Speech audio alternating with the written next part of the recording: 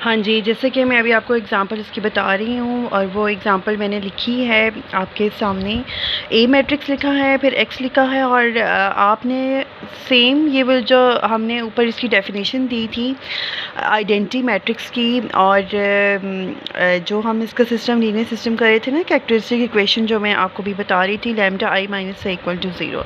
तो एग्जैक्टली आपने इसको अपनी ये जो सिस्टम है ये आपको इसी तरह से दिया हुआ होगा। आपको लैम्डा x1 और ये पूरी फॉर्म ऐसे ही दी होगी। आपने इसको सबसे पहले तो मैट्रिक्स फॉर्म में लिखना होगा, देन आपने इसको ये जो आपको मैंने इक्वेशन 1 कॉल की है, आपने इसके अकॉर्डिंगली इस क्वेश्चन को सॉल्व करना है और बाद में आपने लैम्डा की वैल्यूज़ फाइंड आउट करनी है। वो आपके सामने है लैम्डा -1 और लैम्डा -2, ये पूरा जो आपको मैट्रिक्स नज़र आ रहा है, ठीक है। ये चीज़, इस चीज़ को हम लोग कहते हैं कैरेक्टरिस्टिक वैल्यू या आइगन वैल्यू। तो अब हम प्रोसीड करते हैं फर्दर स्टेप की तरफ।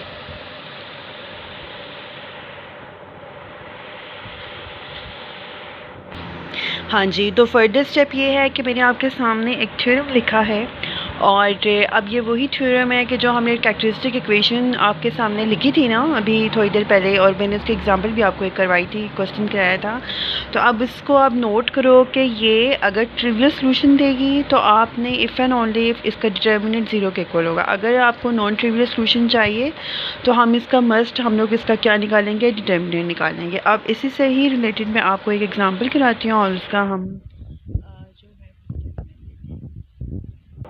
हाँ जी, तो अब क्या है कि ये थ्योरम मैंने एक्सप्लेन किया था। अब मैं थोड़ा सा आपको वर्बली एक्सप्लेन कर देती हूँ ताकि आपको कोई प्रॉब्लम ना हो अपने इस आइगन वैल्यूज़ और आइगन वेक्टर्स को करते हुए, ठीक है। ये जो टॉपिक है मैं एक दफ़ा दोबारा रिपीट करती हूँ कि हम आइगन वैल्यूज़, आइगन वेक्टर्स और कैरेक्टरिस्टिक इक्वेशन जो है वो हम सोल्व कर रहे हैं। आपका ये वाला टॉपिक था।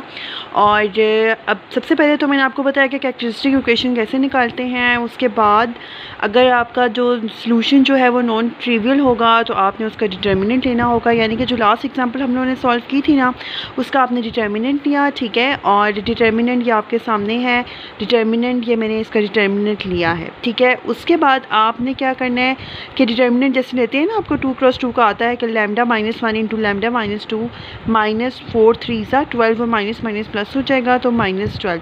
आपने जब इसको सिंप्लीफाई फॉर्म की है ना इसकी, उसके बाद आपने बनाने हैं इसके फैक्टर्स।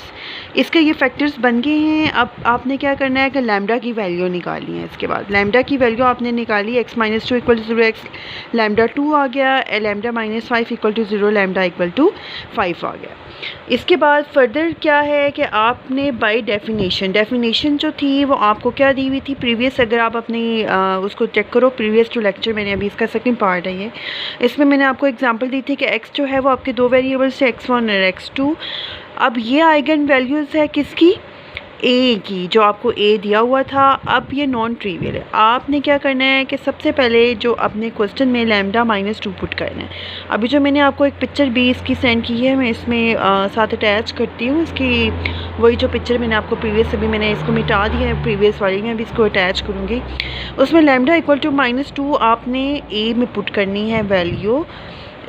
तो आपके पास यानी कि इसमें आपने लैम्डा की जगह क्या पुट किया, -2 -1 क्या हो जाएगा, -3 हो जाएगा। फिर -3 और ये आपने ये -4 था, उसके बाद यहाँ पर आपने क्या पुट किया, -2 क्या होता है, -4 होता है। आपने इस पूरे सिस्टम में वो वैल्यू पुट की, यहाँ से आपने ट्रिवियल सोल्यूशन निकाले। जो x1 आपने पैरामीटर ले लिया, टी आपने टी पैरामीटर लिया है और उसमें आपने x1 की वैल्यू निकाली है -t और x2 वैल्यू आपने निकाली है t, और ये आपका सेट बनता है x1 इक्वल टू -t और x2 आपका t बनता है। सेम इसी तरह आपने लैम्डा इक्वल टू 5 लेना है, इसमें आपने वैल्यू पुट करनी है, 5 - 1 क्या हो जाएगा, 4 हो जाएगा। उसके बाद आपने लैम्डा -2 में वैल्यू पुट की 5 - 2 क्या हो जाएगा, 3 हो जाएगा। सेम इसी तरह आपने x की वैल्यूज़ फाइंड आउट करनी है, और ये जो x की वैल्यूज़ आपने फाइंड आउट की है बेसिकली ये आपकी आइगन वैल्यूज़ हैं।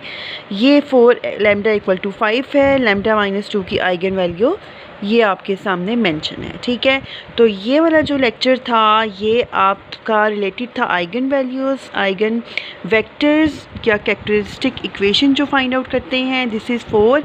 और अगर आपको ये सामने ये बुक नज़र आ रही है तो इस बुक में आपको एक बड़ा ज़बरदस्त थ्योरम नज़र आ रहा है, जिसको सामने मैं आपको दिखा रही हूँ कि अगर ए मैट्रिक्स है, n क्रॉस n मैट्रिक्स है, यानी कि उसका ऑर्डर सेम होगा तो ए जो है वो इन्वर्टिबल होगा और उसका ए एक्स ज़ीरो के इक्वल होगा तो वो ट्रिवियल सोल्यूशन होता है और एचेलॉन फॉर्म में आपको रिड्यूस करोगे, ठीक है। उसके बाद ये तमाम चीज़ें आपको मैंने पिछले लेक्चर में दे चुकी हुई हूँ कि determinant not equal to zero होना चाहिए, A x equal to B होगा तो एग्जैक्टली 1 सोल्यूशन आएगा, कंसिस्टेंट होगा तो n क्रॉस 1 मैट्रिक्स बी बनेगा, एक्सप्रेसिबल होगा तो ये आपको, और ये उससे रिलेटेड आपकी एक्सरसाइज है।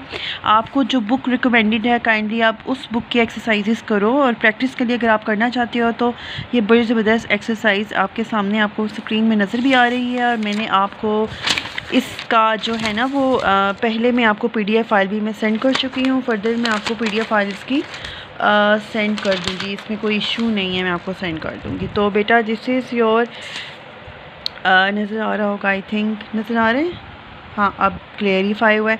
तो बेटा ये जो था बेसिकली आइगन वैल्यूज़ और आइगन वेक्टर की एक्सरसाइज है, इसकी प्रैक्टिस करना। इसके बाद नेक्स्ट लेक्चर में आपको इंशाल्लाह ताला अभी डिलीवर करूँगी थोड़ी देर में। थैंक यू, जज़ाकल्लाह, दुआओं में याद रखिएगा और अच्छे तरीके से लेक्चर अंडरस्टैंड कीजिएगा।